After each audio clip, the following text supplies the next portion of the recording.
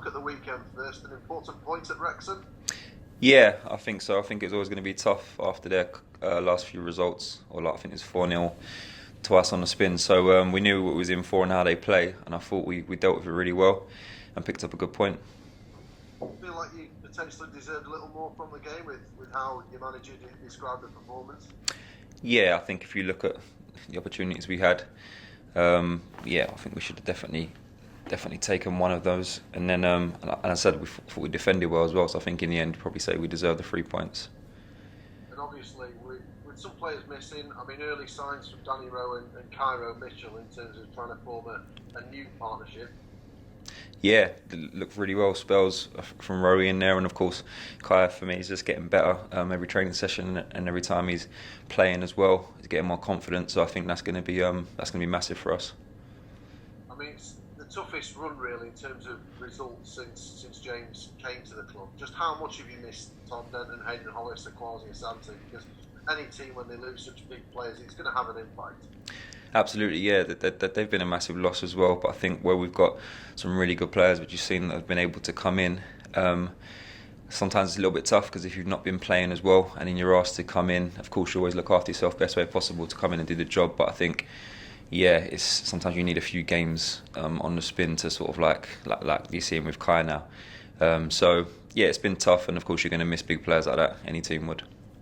I mean, there have been a lot of squad changes since James has come in, a lot of new signings, but equally some players like yourself that have kept your places and fought your way through. What has it been like dealing with that, with a consistent amount of new players coming and changes to the squad? Do you feel like as a group you've managed it quite well? Yeah, I think so, and I think all the lads that are coming as well, we're gelling really well pretty quickly. There was a good togetherness. There's no bad eggs at all in the squad, so I think the gaffer's done well to bring in a certain type of character of player as well, which is great. So it's helped us get together a lot quicker, and really, really good players as well, which you've seen. That's why most of them or all of them are playing. Of course, there's a lot of players, so there's good competition for places as well, which is always good. Make sure you stay on your toes and play your best football. So I think you're seeing that from a lot of us as well. I mean, it shows a significant amount of faith in James Rowe, doesn't it, from the club that they've backed him when you have lost players, you've brought new players in, and he has been able to mould the squad.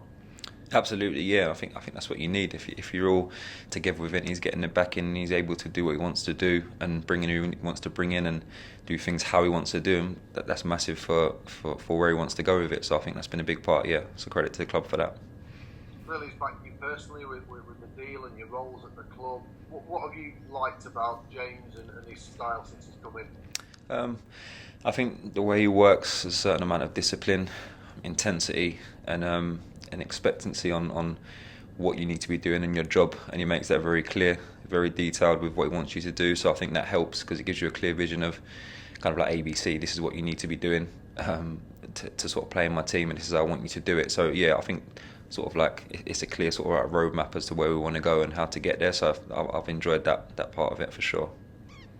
And one of the things he spoke to us about is about open dialogue and conversation. Clearly, the couple of defeats at home against Bromley and against Halifax, there were things to learn from them. But words in the dressing room, people speaking, that seems to be a positive thing, really, that people are able to voice their opinions, but equally sort of take instruction.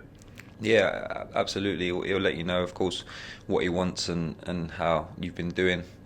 Pretty straightforward as well. But again, his door's open for you to go in and speak to him when the time's right, of course. And if you don't agree with certain stuff he's saying, you can go and have that conversation with him and make sure things are sort of like put right and you know what you want from each other, I suppose, because again, he wants certain stuff from us and we need certain stuff from him. And he's open to have a conversation about that, so it's been good. I mean, you're 8th at the minute, 3 points off 5th, 8 to play. I mean, you'd have taken this, wouldn't you, when James Rowe took over? Oh, absolutely, yeah. I think if you look at it, I think we had a couple of results where, of course, it didn't go our way, but if you looked at the way we played, the two that we lost, I'm talking about, we didn't play bad, I don't think, and I think we probably deserved something from the games as well. So I think when you get that kind of little bit of negativity because we hadn't won, I think that's just what people have got used to us winning, us picking up results. So yeah, to look at that as opposed to from when you come in, I think we've come along massive. And as you say, would have snapped your hand off if you put us in the position before we come in. So it's done incredibly well. It's important to keep that perspective at the minute and remember just how far you've come, because now that you're in that position and within that chance, and not stop beating yourselves up about, oh no, we might, this, that and the other. Yeah, I think it's, again, the gaffer says it a lot. He says we haven't done anything yet. We've done well so far, but there's still a job to be done, and we've put ourselves in an incredible position where we can go on and do something really, really special this season. So I think, yeah, you put some extra pressure on yourself, and you do get disheartened when you're not getting the results that we've become used to now, and that's for me where the club should be looking at, to be honest with you. A club of this size and the players that we've brought in, like you say, and how things are going now with the manager, we should be thinking to ourselves personally, two losses, yes, it's disappointing, but I think like we showed on Saturday, we can go to somewhere that's doing really well, 1-2 games 4-0 on the spin, and produce a performance like that and be disappointed not to get the win as well. So I think, yeah, we've come a massive way, but it's still quite a long way to go, and I think we've put ourselves in, as I said, an incredible position to go and do something really, really special. So I'm confident and excited about that as well. And chances of promotion, of course, are never guaranteed in football. You've been in the game long enough to know that, Curtis. Now it's a case of grasping it, isn't it? It's a case of going for it, and there's nothing to lose now for Chesterfield. Absolutely, yeah. We'll go into tomorrow again confident. We want to go and win the game. I think you look at some big fixtures around where we are as well, County and Eastleigh and stuff like that as well. So yeah, if it goes our way tomorrow, all of a sudden we're looking at a total different table as well. So tomorrow's massive, and again, like you say, the next couple of games after that are really big too, as are they all, to be honest with you. But I think the next sort of 2 or 3 games can start shaping what it's going to be looking like come towards the end of the season. I mean, tomorrow it'll be just 10 days since you last played Bromley, such is the crazy nature of this particular season. What did you learn from that game and trying to not do the same again this time? I think sort of dealing with how they play. I mean, we did make some individual errors for a few goals over those 2 games that we lost, and we've looked at those, and we go into tomorrow with sort of game plan. We're looking at how we played last time, and with loads of learning, so and a little bit of confidence as well from Saturday, as I said, from how we performed. So I think it will be a different game, the way we set up anyway. So looking forward to it. I mean, they've now won 4 in a row in the league. There's still going to be plenty of twists and turns, aren't there, between now and the end of the season? Absolutely, yeah. Again, there's plenty of games to play as well, so there's going to be some bits and pieces going on, of course. But that's the exciting thing about football, isn't it? Just finally, from me, Curtis, what did you make of the European Super League debacle and how all that came about and went away from a sort of lower league player's perspective? Yeah, I think I was against it personally myself, and I had a chat with travelling with George Carlyle, and we was having a conversation, and he was saying it's looking like it's going ahead. I think it's going to go, and I just said it just can't happen because you're going to have so many people, you're going to have so much of an uproar, they just won't let it happen. But no, I was against it, to be honest with you, and happy that it's not gone ahead. I mean, does what's happened to clubs in the National League and across non-league with the pandemic over the last year just show that football does need to take a look at itself and ensure that everyone is being supported and that there is that sort of fair distribution of wealth within the game, because clearly there's enough money in there to better support people.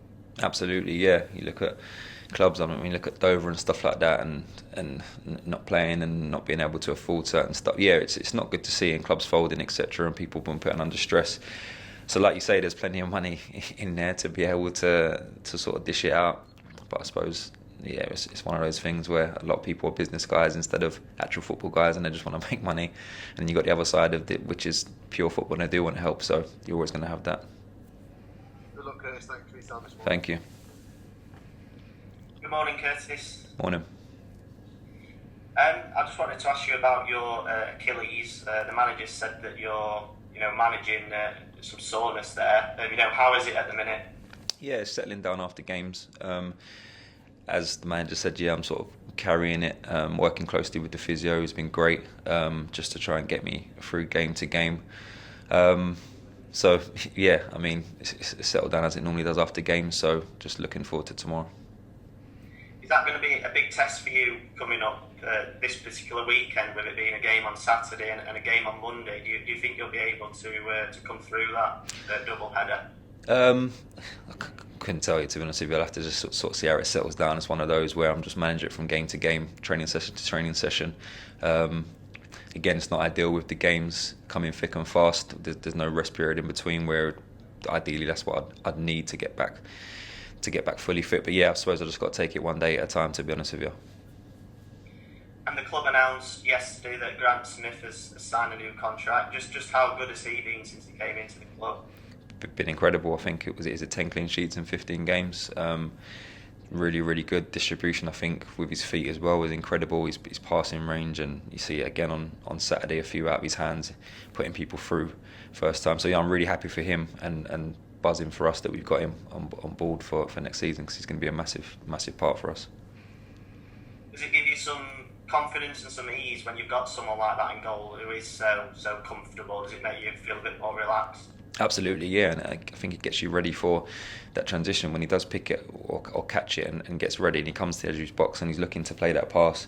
You know what's coming as well, so that's really, really good, and it can put us on the counter attack pretty quickly. So yeah, to have that in your locker is, especially at this level, I think is vital.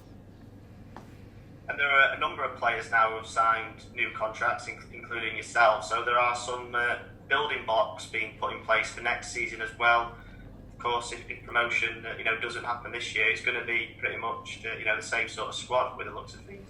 Absolutely, yeah, and with a really, really strong squad, as I said before, with the right characters as well. It's really pleasing to actually see that a lot of us are going to be together next season, hopefully in the league. And as you say, for whatever reason, if it's not, then you look at a really, really strong side in the National League, looking to, I'm sure the aim will be to go up, with hopefully what will be more of a normal season, if you like. So yeah. The goals have dried up a little bit in recent weeks. There's been a lot of talk about the final third play and the killer pass. What sort of your thoughts on why it's just not been happening as it has been in recent months? Yeah, I think agreeing with what the gaffer says in terms of being ruthless in the final third. I think we have a lot of the ball. We play well with the ball, move it well. Ball speed can probably be a little bit better at certain times, but then I think when we're in that final third, we've just got to be more ruthless, get some shots away. I think sometimes we're trying to overplay a little bit instead of sort of getting it wide, getting crossed in the box. But we're working on that again all the time in training. So, and again, when you've got players coming in, different players sort of trying to gel together as well, and you get the injuries and all the rest of it, takes some time. I know we haven't got much time, of course, because we're coming towards that back end of the season, but we're working really hard in training to put that right. But yeah, I think just being more ruthless, to answer your question, is what we're going to need to be. I don't know. Well, I think I'm right in saying that you're still waiting for your first goal, but you're trying your luck, aren't you? A couple of times a game. Yeah, I'm trying. I think obviously playing that bit of a deeper role now, I suppose a lot deeper than I'm used to, having to sort of like do that job, which is absolutely fine, and I think it's worked a lot of time for the team, so that's great. But yeah, sort of the other side of it is I don't get to get forward as much and get my shots off as much. So yeah, but as long as it's working for the team, I'm happy.